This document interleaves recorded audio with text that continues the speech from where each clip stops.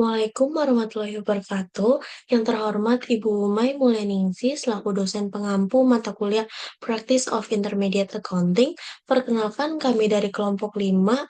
Pada kesempatan ini kami akan menyampaikan analisis fundamental saham terhadap PT Unilever Indonesia.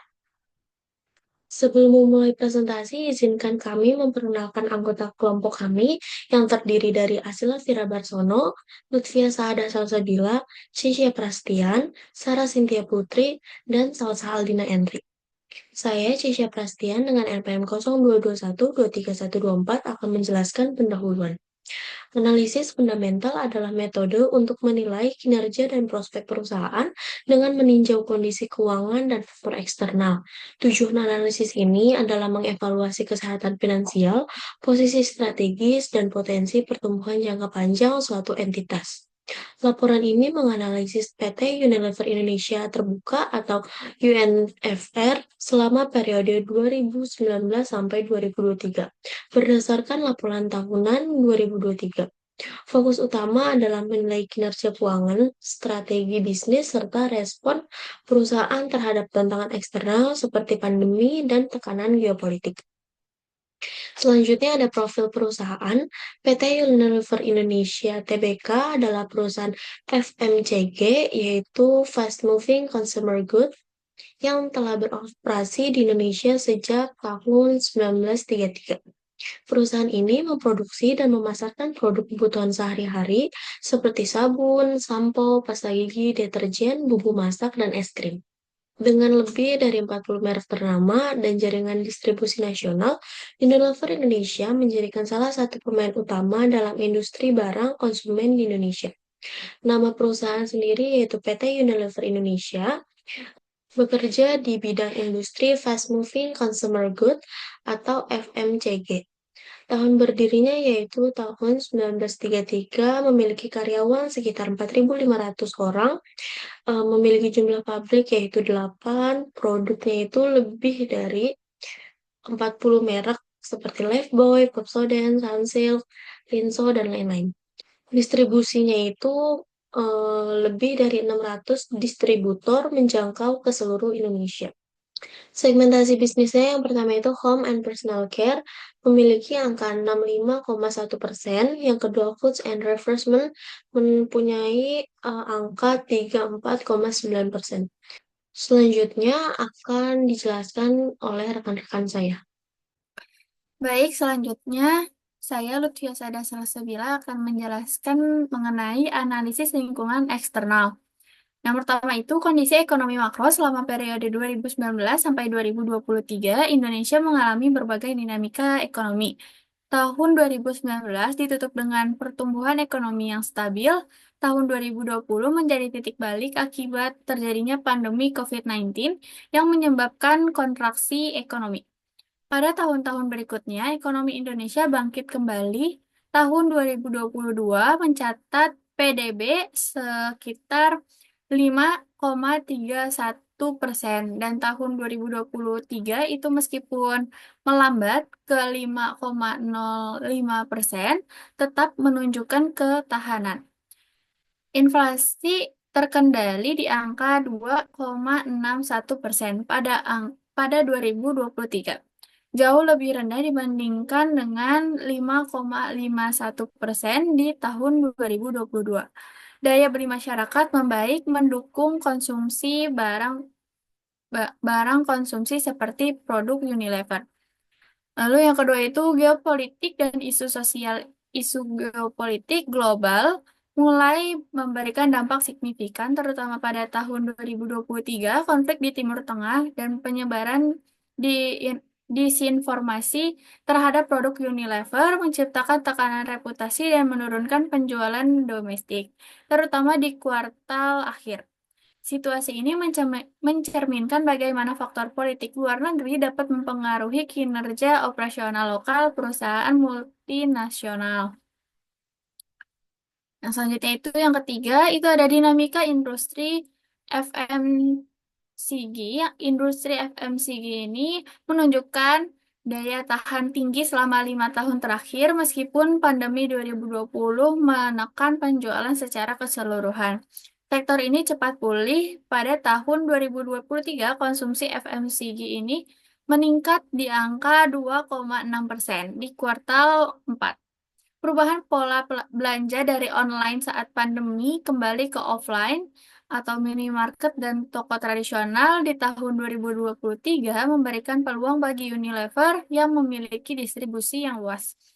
Yang keempat itu ada profil demografi dan konsumen Gen Z dan milenial mendominasi di angka 54% populasi Indonesia. Kelompok ini sangat terhubung secara digital dan memiliki preferensi terhadap produk sehat, praktis, dan berkelanjutan. Adaptasi terhadap tren ini penting untuk mempertahankan daya saing. Unilever menjawab tren ini dengan penguatan digitalisasi atau e-everything, inovasi produk value dan premium, serta komunikasi yang relevan. Baik, selanjutnya saya serahkan kepada teman saya. Selanjutnya, saya Sarah Cynthia Putri, NPM 0221231129, akan menjelaskan mengenai analisis lingkungan internal berdasarkan kinerja keuangan. Yang pertama yaitu berdasarkan price to book value. Rasio price book value ini dihitung berdasarkan harga saham penutupan akhir tahun dibagi dengan nilai buku per saham dari laporan keuangan tahunan. Nah, bisa kita lihat di sini rata-rata dari PBV ini sebesar 47,69 kali. Tergolong sangat tinggi mengingat rata-rata industri barang konsumen umumnya berada di kisaran 2-10 kali. Hal ini menunjukkan bahwa saham Unilever diperdagangkan dengan premi besar terhadap nilai bukunya. Terlihat juga adanya tren penurunan dari tahun 2019 sampai 2023, yaitu dari 60,67 kali turun menjadi 39,83 kali di tahun 2023. Ini disebabkan oleh penurunan harga saham, bisa juga oleh pertumbuhan nilai buku yang sangat melambat atau stagnan, juga perubahan sentimen pasar terhadap prospek pertumbuhan perusahaan. Meskipun valuasi yang tinggi, investor tetap tertarik dengan Unilever ini karena dikenal sebagai perusahaan yang defensif dengan pendapatan yang stabil. Namun, penurunan price book value ini menunjukkan pasar mulai menyesuaikan ekspektasi terhadap kinerja masa depan Unilever. Selanjutnya yaitu berdasarkan rasio-rasio keuangan. Di antara lain ada ROE, DPR, EPS, DPS, dan PER. ROE itu atau Return on Equity didapat dari laba bersih dibagi total ekuitas. DPR, Dividend Payout Ratio, yaitu dari DPS dibagi EPS. EPS atau Earning Per Share didapat dari laba bersih dibagi jumlah saham yang beredar. DPS atau Dividend Per Share, yaitu didapat dari dividen yang dibagikan dibagi jumlah saham yang beredar. Dan juga PER, yaitu Price Earning Ratio, didapat dari harga saham per lembar dibagi EPS. Nah, dapat kita lihat yaitu ROE dari Unilever ini rata-ratanya di 139,91%, DPR-nya 99,75%, EPS-nya 159,80 rupiah, DPS-nya 159,40 rupiah, dan PER-nya 35,38 kali. Selanjutnya yaitu profitabilitas berdasarkan ROE dan EPS. ROE yang tinggi menandakan bahwa perusahaan sangat efisien dalam mengelola modal untuk menghasilkan laba. Tren ROE yang menurun mengindikasikan penurunan efisiensi laba atas ekuitas. Dan EPS juga menunjukkan penurunan yang mencerminkan penurunan laba bersih perusahaan. Selanjutnya yaitu kebijakan dividen berdasarkan DPR dan DPS. Unilever Indonesia menerapkan kebijakan dividen yang sangat agresif. Perusahaan juga tidak banyak menyisihkan laba untuk reinvestasi atau ekspansi. Selanjutnya yaitu valuasi saham yang dilihat dari PER. Penurunan PER mengindikasikan bahwa saham Unilever mulai dinilai lebih realistis oleh pasar. PER di atas 20 juga tetap tergolong tinggi dibandingkan rata-rata pasar. tetapi mencerminkan persepsi bahwa Unilever adalah perusahaan mapan dan defensif. Saldina Henry, NPM 022123141 akan membahas mengenai struktur modal dan likuiditas perusahaan Unilever. Jadi, perusahaan ini menjalankan 5 prioritas strategis, yaitu yang pertama, memperkuat merek utama, kedua, melakukan ekspansi ke segmen premium and value, ketiga, mengoptimalkan distribusi, keempat, menjalankan digitalisasi penuh atau EABC, lalu yang terakhir, fokus pada keberlanjutan. Selain itu, perusahaan juga melakukan restrukturisasi ke dalam 5 unit bisnis global. Yang pertama ada home care, kedua personal care, ketiga ada beauty and well-being, keempat nutrition, lalu yang terakhir ada es krim. Tujuannya agar lebih fokus dan responsif terhadap dinamika pasar. Selanjutnya ada penilaian dari sisi keuangan. Yang pertama ada gross profit margin tahun 2023 itu tercatat sebesar 49,7%. Ini artinya menandakan tingkat profitabilitasnya itu sangat tinggi. Lalu yang kedua ada operating profit margin sebesar 16,3%. Ini tuh artinya sedikit menurun dibandingkan tahun 2019 yang sebesar 23,6%. Lalu ada EBITDA margin mencapai 18,7%. Ini tuh turun dari 26,2% pada 2019. Lalu ada current ratio ada di angka 55,2% yang meskipun rendah masih wajar untuk perusahaan fast moving consumer goods seperti perusahaan Unilever. Lalu yang terakhir ada debt to equity ratio pada tahun 2023 sebesar 0,32% yang menandakan struktur modal yang sangat sehat. Selanjutnya akan dilanjutkan oleh rekan saya. Selanjutnya, saya Silastra Barsono dengan NPM 02123079 akan menyampaikan tentang strategi bisnis dan inovasi. Unilever menjalankan dan mempunyai prioritas strategi penguatan merek utama, ekspansi ke segmen premium dan value, lalu optimalisasi distribusi, digitalisasi penuh atau electronic everything, dan keberlanjutan. Perusahaan juga merestrukturisasi ke dalam 5 unit bisnis global. Yang pertama itu ada home care, personal care, sama beauty and well-being, dan juga nutrition, dan juga ice cream untuk fokus dan respon cepat terhadap pasar. Selanjutnya itu ada inisiatif produk dan ESG. Unilever meluncurkan produk baru di semua segmen, seperti Lux Premium, Rinso Kapsul, dan juga Royco rendah sodium.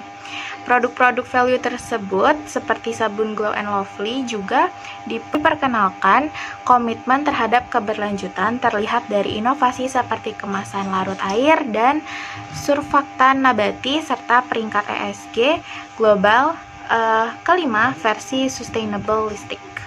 Sampaikan kesimpulan dan saran dari hasil analisis kami terhadap perusahaan Unilever Indonesia. Kesimpulannya yaitu perusahaan Unilever Indonesia ini memiliki fundamental yang kuat, ditandai dengan tingkat profitabilitas yang tinggi, efisiensi operasional yang baik, serta struktur modalnya yang solid tanpa utang besar. Meskipun ada tantangan eksternal yang mempengaruhi penjualan dalam jangka pendek, strateginya ini menunjukkan potensi pemulihan di jangka menengah. Selanjutnya, kita ada saran, yaitu kami menyarankan agar Unilever memperkuat produk lokal untuk mengurangi dampak isu global sekaligus meningkatkan kepercayaan konsumen. Perusahaan juga perlu merespon hoax atau persepsi negatif dengan cepat agar tidak berdampak pada penjualan. Selain itu, pengembangan produk sehat dan premium penting dilakukan karena konsumen ini tuh lebih peduli pada kesehatan dan kualitas. Optimalisasi distribusi digital maupun offline juga perlu ditingkatkan untuk memperluas jangkauan pasar dan efisiensi layanan. Demikian analisis kami mengenai struktur modal dan likuiditas Indonesia melalui data dan strategi yang kami sajikan dapat kita lihat bahwa Unilever tetap menjadi salah satu emiten kuat di sektor FMCG dengan prospek yang menjanjikan di tengah tantangan global. Semoga presentasi ini dapat memberikan wawasan yang bermanfaat, terutama bagi kita yang sedang mendalami dunia pasar modal secara lebih mendalam. Kami dari kelompok 3 mengucapkan terima kasih atas perhatiannya. Sampai jumpa di analisis berikutnya.